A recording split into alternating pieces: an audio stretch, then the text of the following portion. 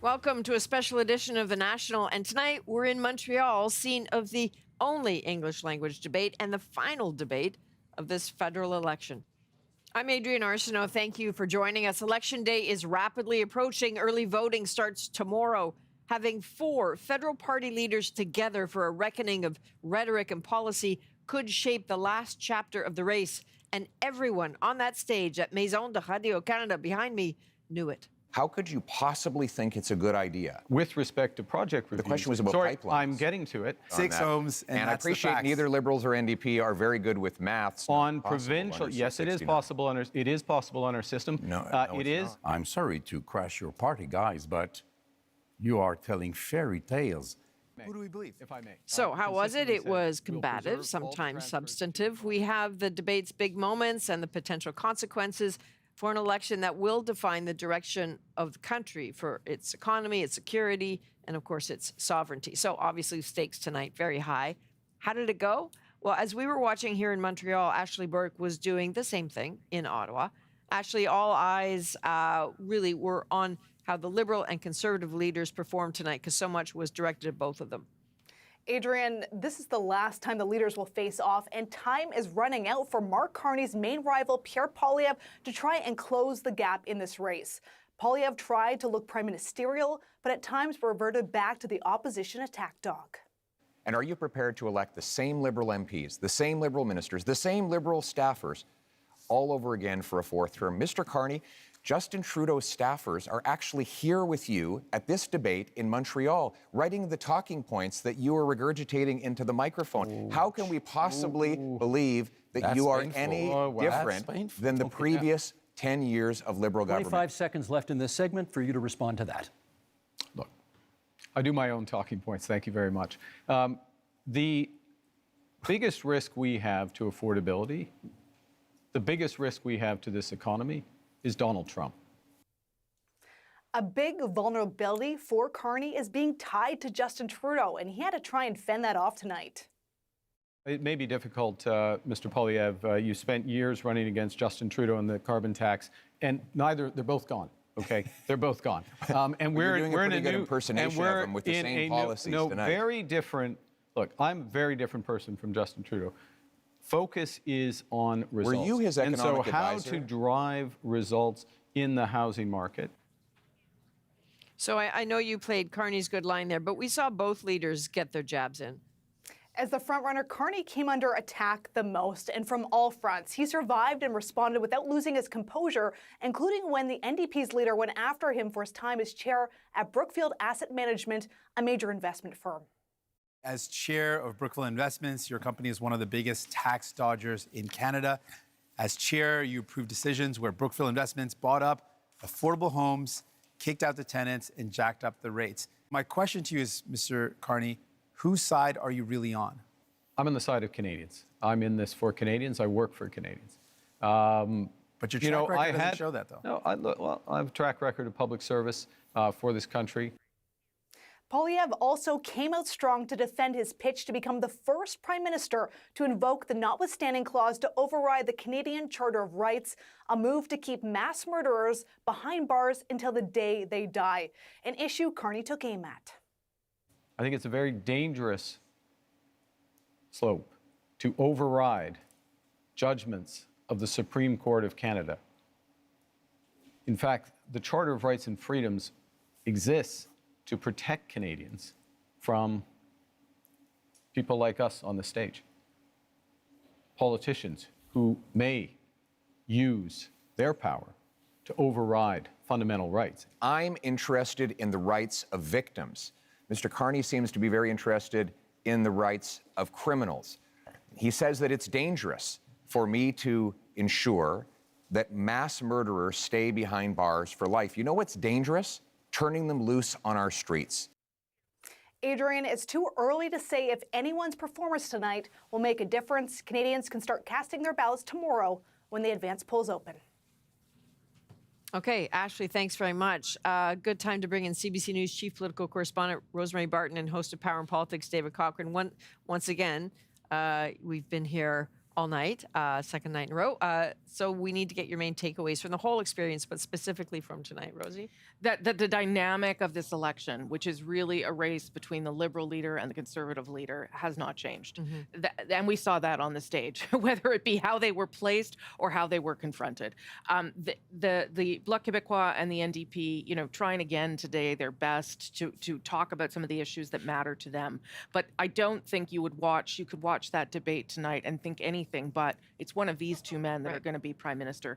And I think you also saw that Mark Carney took the brunt of the attacks, the brunt of the questions from the other leaders, and was able to, I would say, fairly easily dismiss them. Whether the answers were good enough for Canadians, I think, is what Ashley was alluding to there. But Mark Carney didn't stumble. He was far more confident, obviously, because he was in English and not French.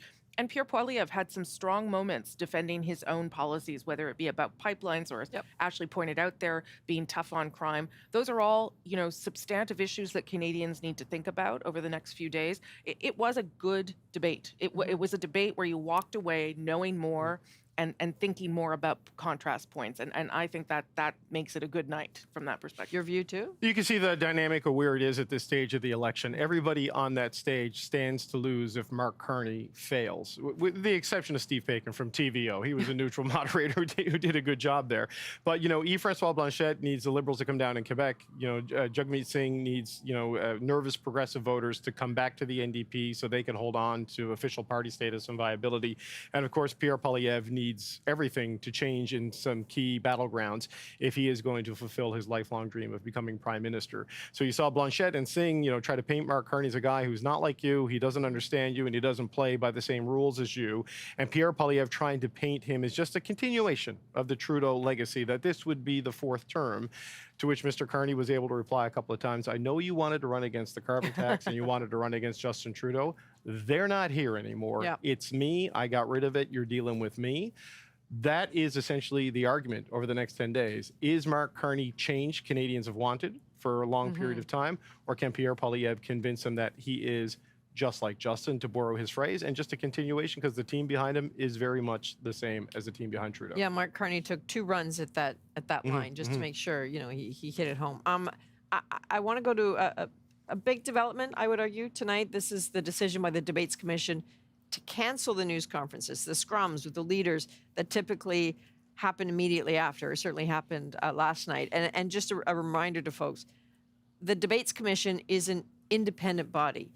You see CBC logos here everywhere. That's because CBC produced the debate, transmitted the images, but it is the Debates Commission that is in charge of who's on that stage and who asks the question. So I want to throw to a clip of the commissioner inside the media room.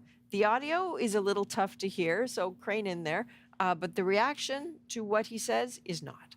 I'm sorry to announce that there will be no scrum tonight with the leaders because we don't feel that we can actually guarantee a proper environment for this activity. Alors, comme je viens de dire, I invite you to call the campaigns if you want any questions. This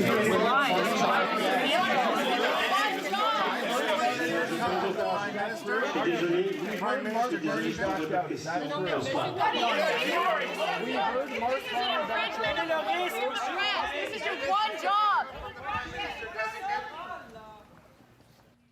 Okay, so if you couldn't hear him, and totally understandable if you couldn't, he basically, Michel Cormier there said, there will be no scrums. And then people were unhappy. Your thoughts on what's going on here? Yeah, Mr. Cormier said that they couldn't guarantee a proper and safe environment for the media. That is because the commission allowed people who are not part of the media, who are right-wing activists, to come in that room and act as though they were members of the media. It made for a very fraught environment, and there were a number of conflicts that led to the fact that this is where we ended up tonight.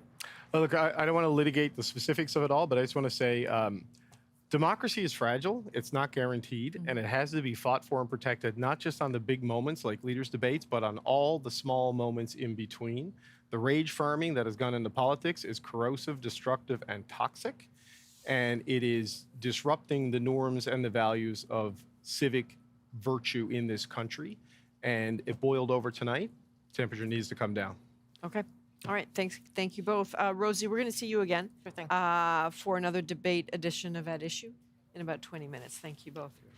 So the CBC News fact check team, obviously watching tonight's debate. Senior reporter Jonathan Gatehouse joins us now. Jonathan, Mark Carney was the focus of so many of the attacks tonight. He spent a lot of time on the defensive, but there was one comment he made about Pierre Poilievre eliminating foreign aid. Can you walk us through that comment? Yeah, that's right, Adrienne. It was during an exchange on Ukraine. Here's what Carney said. It means aid for Ukraine. Mr. Poilievre wants to cut foreign aid, including for Ukraine, or not. He didn't mention support for aid for Ukraine. We have to stand by them. We have to be there, and this government has been. So Mark Carney has said this repeatedly on the campaign trail, and it's not entirely accurate.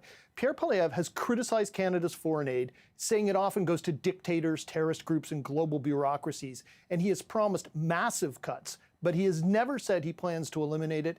And when it comes to Ukraine, the Conservative leader has vowed to continue to support its war against Russia. And Jonathan, Jagmeet Singh was pretty feisty tonight, right? Lots of interjections, lots of comments. What did he say that you took a closer look at? Yeah, there was an attack he made on both the Liberal and Conservative leaders. Here's a portion of it. Both Mr. Carney and Mr. Poilievre are proposing cutting government spending and cutting those services. That's not going to make our community safer. So the NDP claim Mark Carney wants to balance the federal budget, and that will necessarily mean billions in service cuts. Carney says he will review government spending, but will protect transfers to individuals and provinces. And when it comes to health care, he's promising to spend more. Pierre Poilievre, for his part, has talked about reducing government waste and red tape and cutting the size of the public service. But when it comes to things like dental care, pharmacare, and daycare, he's promised to protect all of those programs. Okay, Jonathan Gatehouse, as always, thank you, my friend. Thank you. So let's dig deep into the numbers of how this race is shaping up right now. In total, 343 seats are up for grabs, which means it will take 172 seats to win a majority. Based on the CBC News poll tracker, an aggregate of major national polls, if the election were held today, it's estimated the Liberals would win 196, a majority government. The Conservatives, 121, the Bloc 20, and the NDP 5. Now, if we look at the trend on these seat projections over time, the race between the Liberals and Conservatives has tightened a bit in recent days, and there are still 10 full days of campaigning left. So will anything in tonight's debate actually change voters' minds? Well, coming up, we'll check in with some of those voters, get their thoughts on what they've seen from the leaders. Did tonight move the needle for them? That is next. Our special coverage of the English language leaders debate continues right after the break.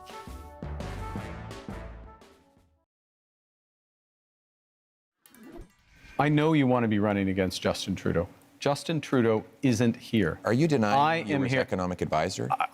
I did not provide any of that advice. I did not provide any of that advice. It's on the Liberal Party I'm website. sorry. Well, Are you accusing your Liberal Party of lying? Okay, so that was one of several times tonight when Justin Trudeau's name came up at the federal leaders' debate. Conservative leader Pierre Poilievre repeatedly trying to portray Liberal Mark Carney as no different from the former Prime Minister.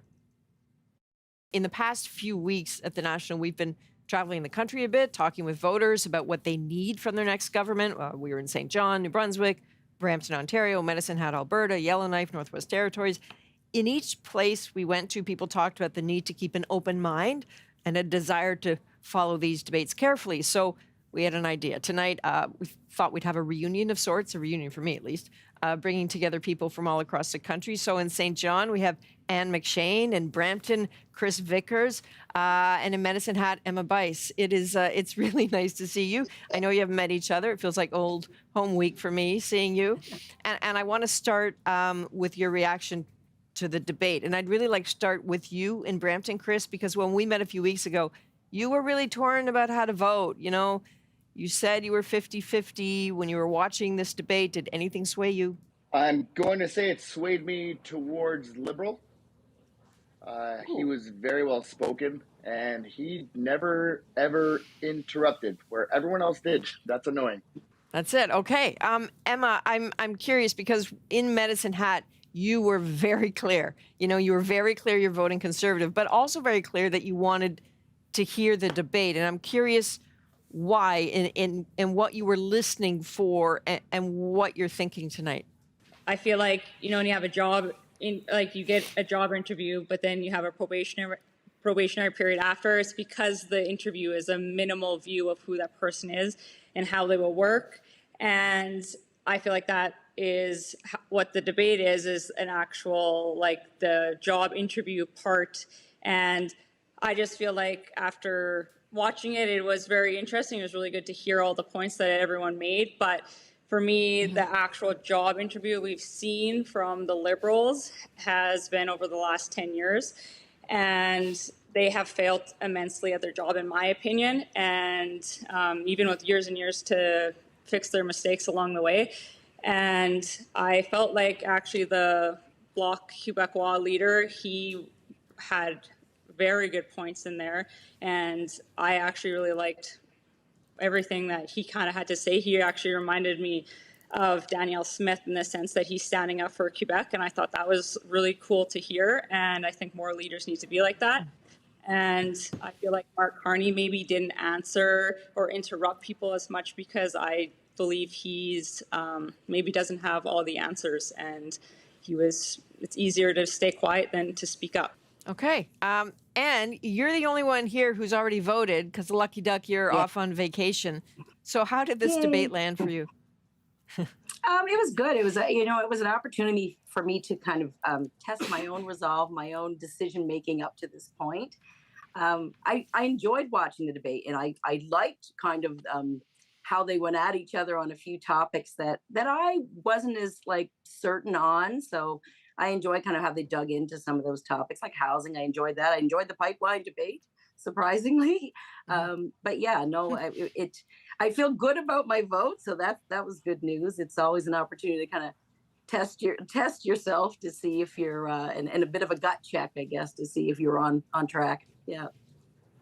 It's a bit early for buyer's remorse, though. I mean, I know. Well, we'll see what happens. Watching, I was like, am I going to have buyer's remorse on this? But no, I'm good. Yeah. Okay. Chris, I think of you when we talked, because you're an auto worker, right? You have a ton of concerns. And I know you said you were, soothed by the tone of what you saw, but what didn't you hear tonight that you were hoping to hear? I think I heard everything I wanted to hear. The Liberal Party didn't answer every question properly, I guess. Pierre Poilievre was going on about change. I think people have heard that so much. And I honestly think people want that. I want that too. But I don't think he's the right person. I think Carney's very smart. I think he said the right things. I think he didn't speak, not because he didn't have answers. I think he didn't speak because I think he was almost judging everybody else on their answers that everybody else wants to hear. The French guy, I don't even know why he was there. Okay. Well, he's there because he meets the criteria. But he's not there because he meets the criteria. At least he was smart. No, but it's about percentage. It's about having sitting MPs, and it's about percentage in the poll. So he meets 2 of the 3 criteria. It's like why the Greens weren't there, because they didn't meet, according to the commission. Okay, I get that. Okay. The criteria. So the advanced polls, I'm looking at the clock. They open in 11 and a half hours, or they open very shortly. And I think, unlike Anne, most Canadians haven't voted yet, and I'm curious what you want Canadians to think about as they go to the polls. So this one to each of you, and Anne, we might as well start with you since you've done it. Politics is emotional, and I think we as human beings, we make emotional decisions. So I think it's good to check yourself and run through the platforms again and see which really aligns with me and which do I think should align with me based on my emotional reaction. When I was leading up to it, I put my thoughts. I wanted to gut check myself, and I put my thoughts through and my priorities through the vote compass that CBC has, and you can weight it. You can go in there and you can kind of weight what your priorities are and what you care most about. And I was relieved to see that my gut actually did align with what I feel my priorities are for Canada. So I'd say test yourself a little. Don't just go with your emotional response, because that's the easy out. Yeah. 30 seconds to each of you. Emma, let's start with you. I think going to the polls, it's important to realize that Carney has many of the same policies, pretty much all of the same policies that were brought in prior to him in the Liberal Party. And they're the ones that are hurting Canadians, like bail reform, no pipeline bill. The only ones that he's seeming to be bragging about was the one that he's done the carbon tax, which is what Pierre had said multiple times for many years. So I believe that we are in a position that simply a change of face is not nearly enough of a solution to get Canada going back to the right direction. We logically need a bigger change than that, which would be to give another party a chance to see what they can do for Canadians, in my opinion. I honestly believe any party is more deserving than the Liberal Party. They're admitting that we've been hurting, we can't afford food, can't afford housing. They admit that they have brought all of that on. They've been in power for 10 years, but they say again, this time we will fix it. When is enough going to be enough? We should all know by now that the Liberal Party doesn't deserve another shot, and I hope that people see that and go to the polls and vote for any other party that we can have actual change. Okay.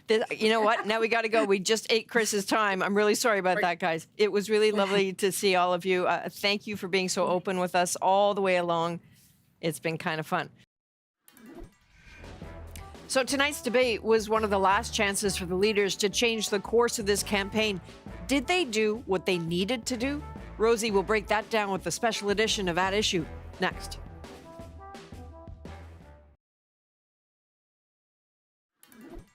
You claim to be very different from Mr. Trudeau. Now, the point is to show that you are any better than Mr. Trudeau. That is the leader of the Bloc Québécois joining in the attacks on Liberal leader Mark Carney at tonight's debate in Montreal. It was the only English language debate of this campaign, and the Liberal frontrunner was the clear target. So what could this mean for the campaign moving forward? As we move closer to Election Day, Rosie's here with That Issue. The Liberal government has weakened our economy with anti-energy laws. Mr. Poilievre, you spent years running against Justin Trudeau and the carbon tax, and they're both gone. Okay, they're both gone. And we're in a new impersonation. While these two compete about who's more pro-pipeline, I think what we need to do is, it's clear. The Liberals bought a pipeline, they built a pipeline. I don't know what Pierre is complaining about. You can't do something and the opposite, and you can't fill people's mind with nonsense. I am Rosemary Barton, and that was just a taste of some of the English debate tonight with just under 2 weeks till Election Day. Have the leaders made their case to Canadians about why they deserve their votes in this election? Here to break down what we saw tonight, Chantal Hébert, Andrew Coyne, Althea Raj. Good to see you all for a second night. Let's start with what we took away from tonight. I asked you that question last night. None of you seem to think that anything changed dramatically. Let's see what you made of tonight. Andrew, I'll start with you. I think Pierre Poilievre made some yards. I think he had a good night. He looked focused. He was confident. He was fluent. He presented his case well. He was not just a critic, but also outlining his own plan. So I think by the normal standards of how you judge these debates, I think he had a good night. Mark Carney, by the normal standards, you would say, showed his inexperience. He comes across as a normal person. He seemed to be amused by the proceedings, as I think any normal person would. But a lot of the rules that govern normal human conduct don't really apply in a debate. In normal human beings, you defer if somebody interrupts you, or you answer the question that's put to you, or you direct your answer to the person who asked it. In debating, you don't defer, you just talk through the interruptions. You don't answer the question you were asked, you answer the question you feel like asking, and you don't direct your answer to the questioner, you talk straight to the camera. So by those normal standards, you would say his inexperience showed. The question is, how is the public going to measure that? Are they going to look at that and say, he wasn't as good a debater as Pierre Poilievre, or are they going to say he sounded more like a normal person does? Yeah, and I think that is about the context, the moment we're in. Chantal? I was interested in the fact, from where I was sitting at least, that Mark Carney and Pierre Poilievre, and I do agree with Andrew that Pierre Poilievre had a good night, but that they, in the end, their exchanges dominated the debate. And so this debate does not move us away from the binary choice that this election is about, which is which of those two do you want as prime minister? I don't think that Mark Carney did anything to make people say he's just not ready for the job. But I think Pierre Poilievre at times showed the side of himself that he should have showed earlier, that probably made him more competitive in that kind of a contest. Yeah. I did see a lot of pushback online about interruptions, and that pushback was largely centered on Jagmeet Singh and his attempts at interrupting. There was a lot of complaining about that, at least online. And I don't think that Yves-François Blanchet brought his good game to this debate, but I don't think he found a handle to pitch himself inside the binary choice in a way that he probably would have liked or got to do thanks to the moderator in the last election. Yeah, I would agree with that. Althea, your thoughts on where we're at after that one? I'm not sure I'll change anything. I think if you're a partisan, you probably think that your man won because they're only men. I agree that Pierre Poilievre did a lot better tonight than he did last night. There were a lot of missed opportunities on the from Mark Carney. He let things go unaddressed, things like Pierre Poilievre suggesting that he's going to bring back the carbon tax after the election. The Brookfield stuff, like I think Mr. Poilievre was good at planting seeds of doubt about certain aspects of Mark Carney's past or ethics or values that Mr. Carney chose not to respond to. I do think, though, that on the interruption and on Jagmeet Singh, frankly, Mr. Singh needs to interrupt because he needs to remind voters that he's still there and he exists. He's the there, problem with this two-horse race at the moment is that nobody is talking about the NDP. And frankly, the polling has shaped the media narrative and the NDP has been squeezed out. And I thought Mr. Singh did a good job. He did a good job last night, too, but he did a better job tonight of reminding New Democrats that he is there and that, yes, maybe they want Mr. Carney to form government, but it's important to have New Democrat MPs on that stage. And I think he reminded people why the debates are so important, especially for third parties, and why it is a kind of a disaster for the Greens that they were not allowed to be on that stage tonight as well. It's fascinating that so much of his needling and interruptions was directed at Pierre Poilievre rather than Mark Carney. And if I didn't know better, I'd swear that they'd cut a deal. Because Mark Carney could just kind of stand back. Not yet, Andrew. Not yet. Carney could just kind of stand back and rise above the fray while Jagmeet Singh sort of did his dirty work for him with Pierre Poilievre. I will say, however, there's also a structural reason why I think this debate helped the Conservative cause much more than Liberals, which is everything about the Liberal strategy throughout this campaign has been it's all about Trump. It's all about the threat from Trump, and it's all about who do you want in the sort of command post facing up against him. In this debate, that was just one issue amongst many. And so the Conservatives got to prosecute their case on a whole range of issues of housing and the economy and immigration, et cetera. And frankly, that's also to the public interest, not taking sides there, but we need to have debates around these issues. And wouldn't it have been great if we'd had more than one debate in each language 1 or 2 days before the advanced polls opened? Yeah. The other thing that was really noticeable was the... Sorry, go ahead. No, you go ahead, Althea. Go ahead. Yep. I was just Althea then say Chantal. Althea then Chantal. Yeah. Mr. Poilievre appeared more nuanced in some of his positioning on the CBC, for example, where, during the rallies, we've heard him talk about how the CBC headquarters in Toronto would be a wonderful place to have affordable housing and how he would relinquishes that thought. And today we heard him talk about basically the CBC moving to like a PBS style model where it would be a not-for-profit and people could donate if they wanted to. And so I think that his goal was to sound more prime ministerial and look less like an attack dog that we've come to know in the House of Commons. And I do think that he succeeded in that. I do think that the Liberals who feel like Mr. Carney has this elder statesman will still feel like he accomplished that goal as well. Yeah, Chantal. Well, by definition, they have different roles and different experience, so their strategies have to be different. The incumbent is never the one on the offensive in those debates, and that was no different. But for this debate to change the outcome, you would have to assume that the NDP and the Bloc last night and the NDP tonight won back voters.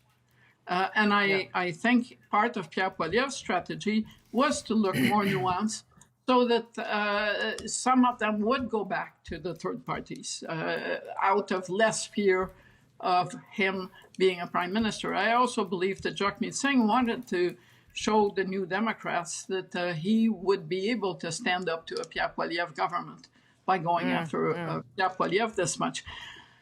But at the end of the day, the dynamics of this campaign are so different that if in 2 days we see polls that show that the Conservatives look like they're really back in the race, it might just push more of the people who have maybe considered going back to the NDP and the Bloc back in the Liberal camp. So I don't think that this changed the outcome of the campaign, and I don't think we're going to know how it played out until we see more polls in 3 or 4 days. Althea, last word to you. I think if you were coming at this cold, one of the things you might have noticed is how similar a lot of the policy offerings coming out of Mark Carney and Pierre Poilievre's mouth are. And the fact that we still, and I'm going to repeat this, I said it yesterday, that we still don't have a fully costed platform from, the main three political parties is a big deal. And if we don't keep demanding it, I feel like this norm is going to be broken. And then in the end, eventually we won't actually even see fully costed platforms from any of the party leaders. Yeah, I mean, it's a big deal to us, and it is a big deal. I just wonder, these leaders also haven't done big mainstream interviews in English either. So I don't know. I don't know if the same norms apply. I'll let you respond to that quickly, Andrew. 30 seconds. Well, there's a lot of magical thinking going on, frankly, on all parties' side. We've got all parties, or at least two parties, in favor of unfunded tax cuts. They're all in favor of supply management, which is, at some point has got to go. They're all in favor that nobody wants to talk about defense and security in an incredibly dangerous world. So that some of that comity amongst the parties is against the public interest. Okay, we're going to take a short break here, but we're going to keep short break here. We're going to keep the conversation going, though. Promise, Althea. There's a little delay when everyone's at home. We'll talk more about what comes next after this.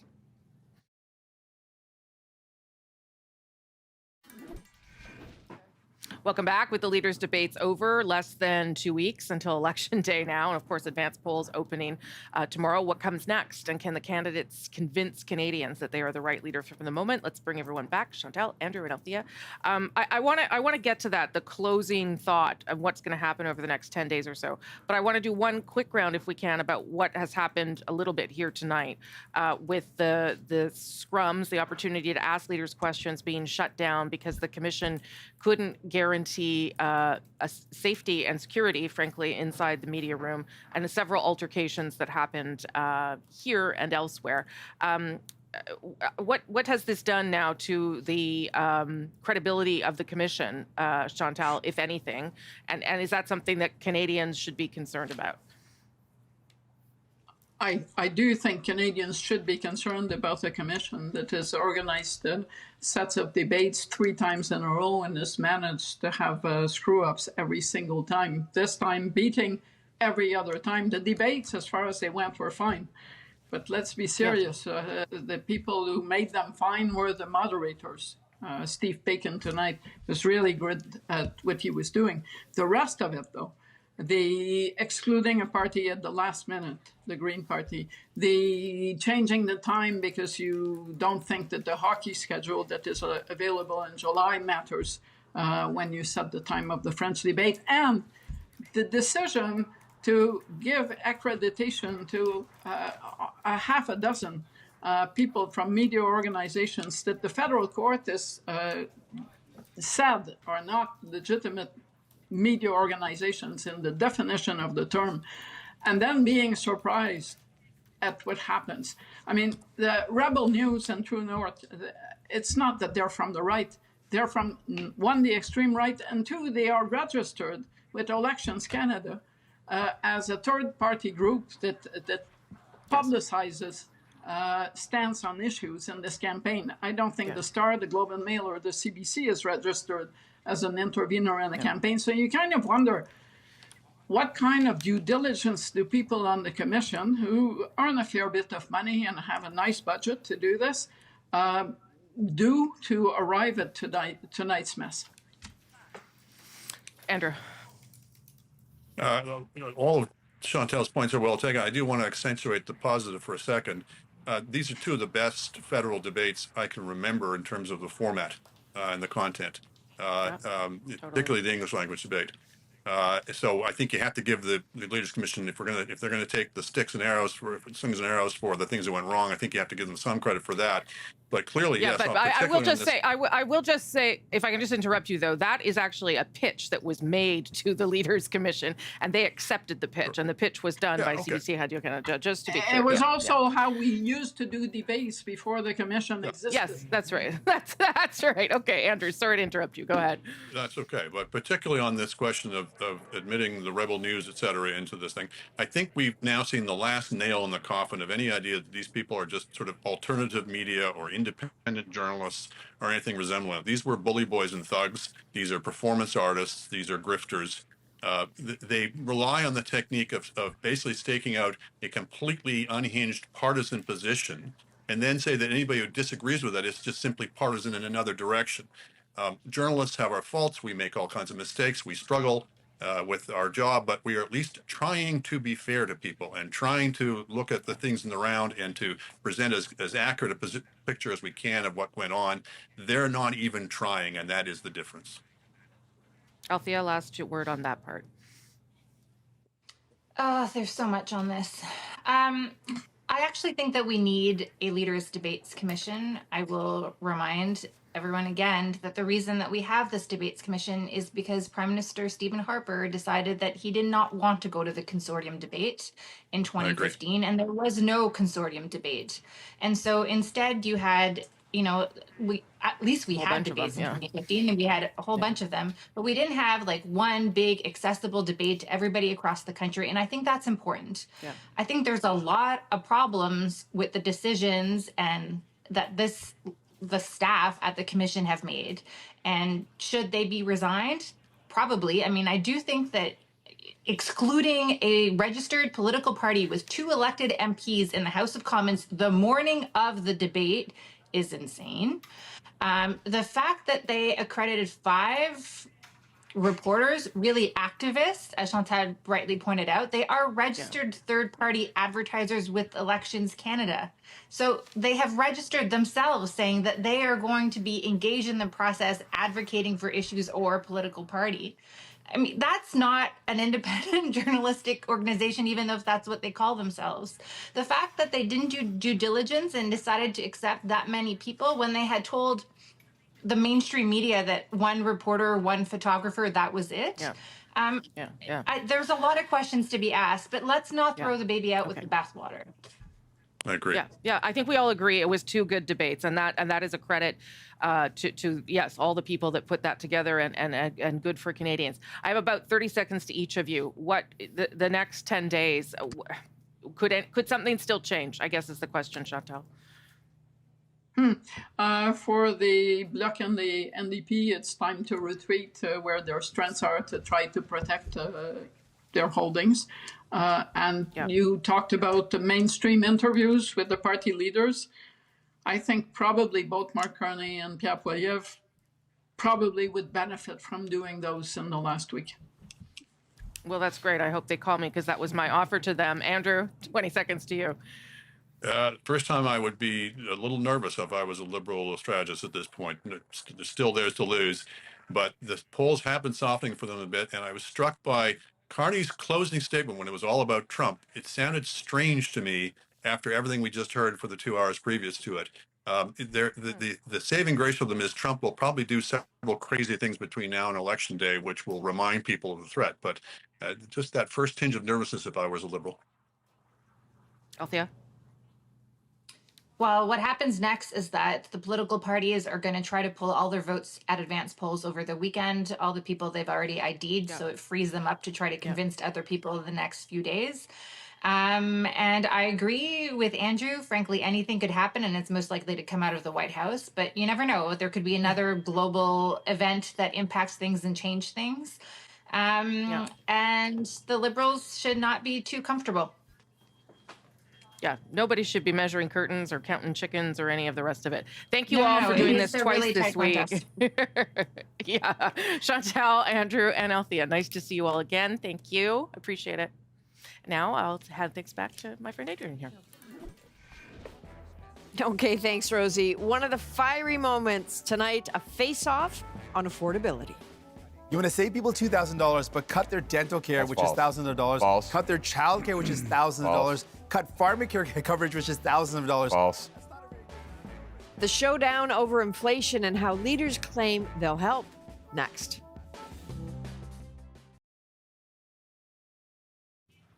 As the leaders battled for votes tonight, the passion was certainly clear. So was the pressure that came with different plans and strong opinions on how to make life more affordable for Canadians. Have a look.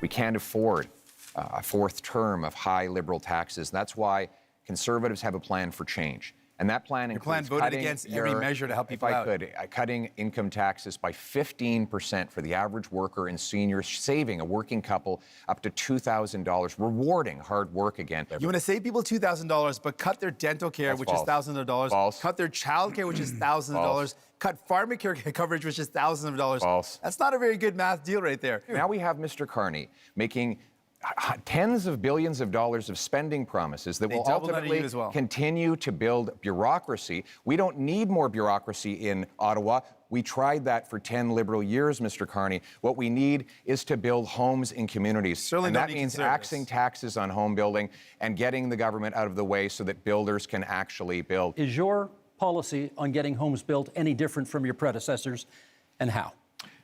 This is one of the reasons why I entered this contest, because of the housing crisis, the cost of living crisis, the housing crisis, and the Trump crisis to help fix it. And I would look, the housing approach is fundamentally different because we need a fundamentally different approach. You claim to be very different from Mr. Trudeau.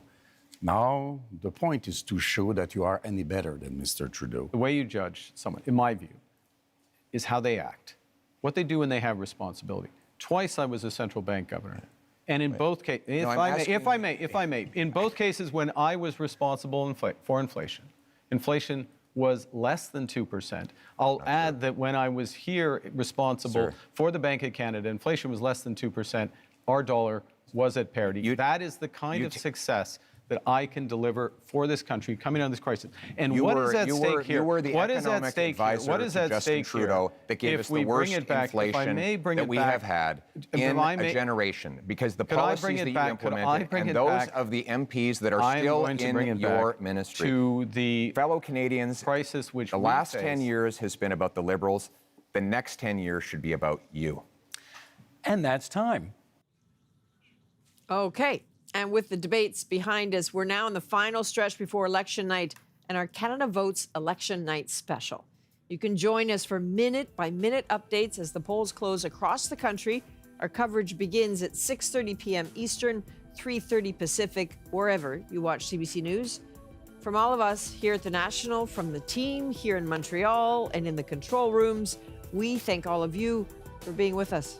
I'm Adrienne Arsenault. Take care.